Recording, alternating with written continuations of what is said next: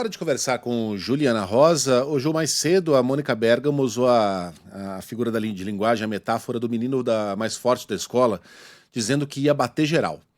E que todo mundo ia apanhar, ia ficar todo mundo sem dente. E no final das contas, o menino bateu geral e a gente levou só um tapinha na bochecha. Doeu, mas a gente pelo menos tá com todos os dentes na boca. Dá pra gente comemorar o papel do Brasil, o latifúndio do Brasil nesse tarifaço? Bom dia pra você.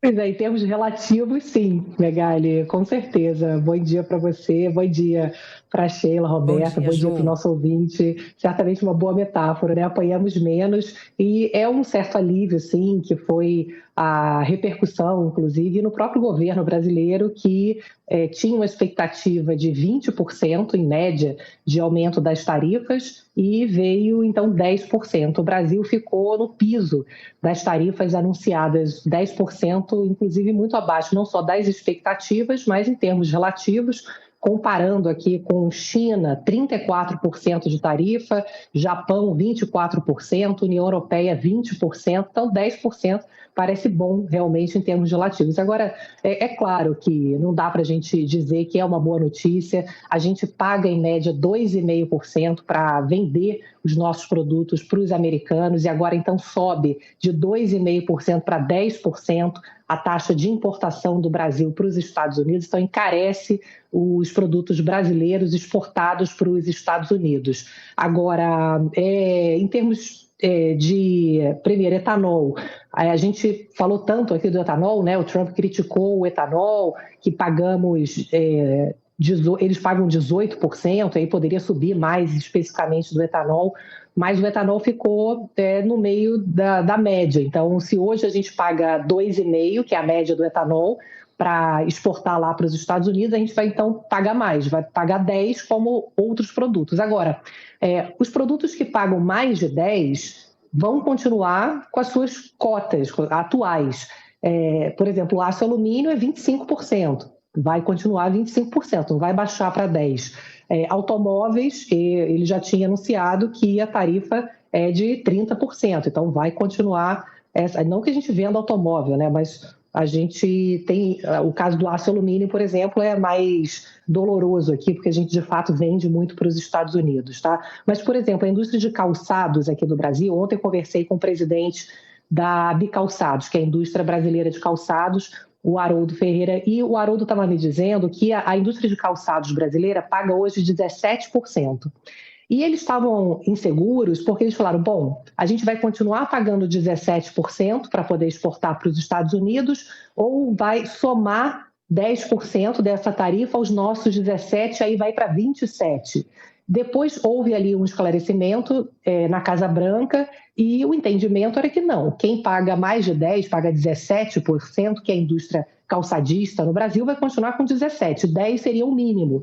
Então, etanol paga 2,5%, então tem que subir para 10%. Então, quem está abaixo de 10% sobe para 10%, mas quem tem mais de 10%, tem vários produtos brasileiros que, em média, pagam mais de 10%. A carne brasileira paga um pouco mais de 10%, então permanece no patamar atual. Agora, o que eu acho que talvez seja assim mais em termos de impacto para a economia brasileira é o efeito mais indireto, porque a gente é uma economia muito fechada, a gente vende pouco em termos mundiais, a gente tem 12% do nosso PIB mais ou menos que é exportação.